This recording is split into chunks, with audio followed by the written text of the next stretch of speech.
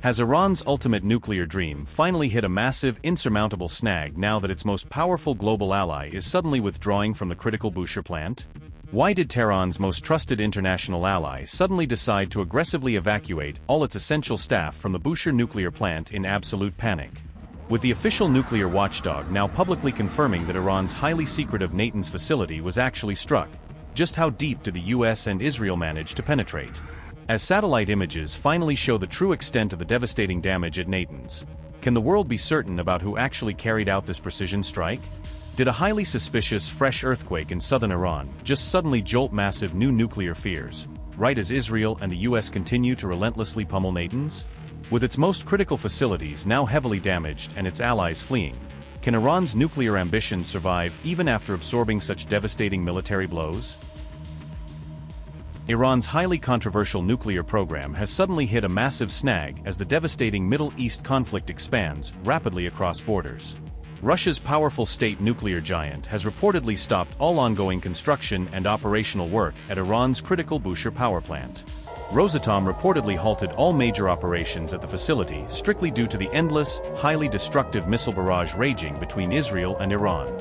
The Rosatom chief explicitly said that many of the 600 Russian personnel deployed at the Bushehr nuclear plant were now actively leaving Iran, according to Interfax. At least 100 members of the Russian nuclear giant staff and their families were already safely evacuated from the country on March 1st, according to initial reports. We maintain hourly contact with the Bushehr nuclear power plant. The situation among the staff is completely calm and under control.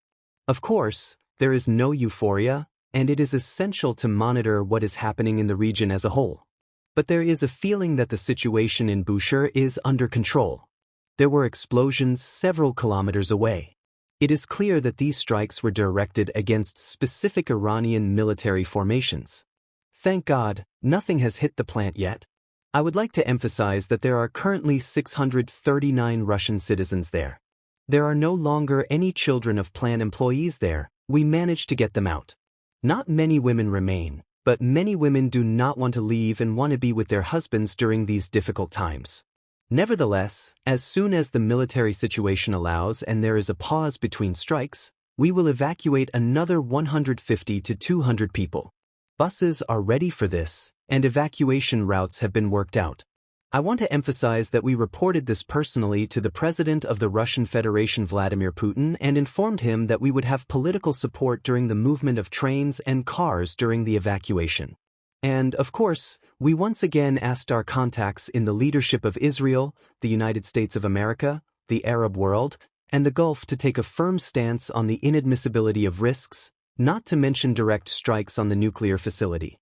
It is important to understand that this is a powerful reactor. It contains 72 tons of fuel and another 210 tons of spent fuel. This is a huge amount of fissile material. In the event of a strike, it would be a regional disaster. All parties to the conflict must understand this, regardless of their political stance. The Iranian leadership at the site is working appropriately. Appropriate mobilization of personnel is currently underway there. Unfortunately, we have lost contact with the leadership of Iran's entire nuclear industry. They are not answering their phones or emails. We know for sure that there were strikes on nuclear facilities for Dow and Natanz. We know that there was a strike on a large nuclear complex in Tehran, where the Iranian research reactor is located. So far, we have no understanding of the extent of the destruction or the physical condition of the leaders of Iran's nuclear industry. Of course, any war always causes fear and anxiety, but the fact that targeted strikes are being carried out, including on Iran's nuclear infrastructure, certainly goes beyond all the principles and international agreements that have been reached in terms of nuclear safety, including through the IAEA. Of course, we simply insist that the safety and integrity of nuclear facilities must be an absolute priority for all parties to the conflict. Rosatom's sudden operational withdrawal from Iran comes directly after Russian Foreign Minister Sergei Lavrov forcefully condemned the escalating Israel-US military attacks. On March 3, Lavrov publicly stated that Russia has yet to see any credible, hard evidence proving that Iran is actively developing deployable nuclear weapons. Lavrov aggressively claimed that President Trump's primary justification for launching a massive war against Iran was simply not substantiated with any factual proof. Of course, the most high-profile conflict today, essentially a war, is the war against Islamic Republic of Iran. Its consequences are felt already across the entire region of the Middle East, including the Arab countries which bear the costs, too, both economic and certain human casualties. We find it necessary to make a categoric and decisive statement in favor of immediate end of the hostilities from whoever's side, that is an unconditional first step. We must do everything possible to stop any actions that result in civilian casualties, be it in Iran, where more than 150 young girls died due to strike on their school, or in any other country of the Persian Gulf. And the war itself. We repeatedly hear statements about the goals of this war. We still see no evidence that Iran was developing nuclear weapons, which was the main, if not the only, justification for the war.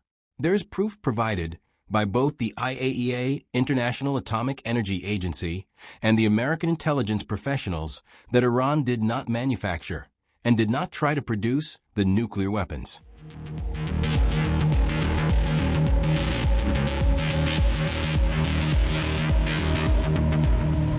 The International Atomic Energy Agency nuclear watchdog has now officially confirmed that Iran's highly sensitive Natanz nuclear site was indeed successfully struck.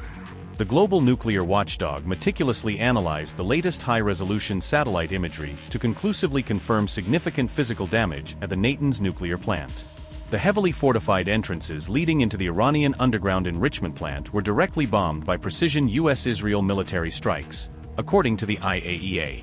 No radiological consequence expected, said the IAEA in a formal public statement released on the social media platform X on March 3. Meanwhile, incredibly detailed fresh satellite imagery clearly showed the true devastating impact of the massive U.S.-Israel strikes on Iran's Natanz site. The U.S.-based imagery company Vanter released high-resolution satellite images definitively showing at least 2 direct, powerful strikes on Natanz primary access points. The coordinated U.S.-Israel military strikes targeting the deeply buried Natanz facility may have successfully happened sometime between March 1 and March 2, according to a Reuters report. Meanwhile, a highly suspicious mystery earthquake measuring a 4.3 magnitude reportedly jolted southern Iran intensely on the afternoon of March 3. The Iran quake occurred exactly 10 kilometers below ground level in the Garash region, immediately sparking fresh, widespread rumors of a covert underground nuclear test. These latest Iranian geological quakes come just shortly after Tehran previously felt an astonishing 99 separate tremblors in a single week back in February 2026.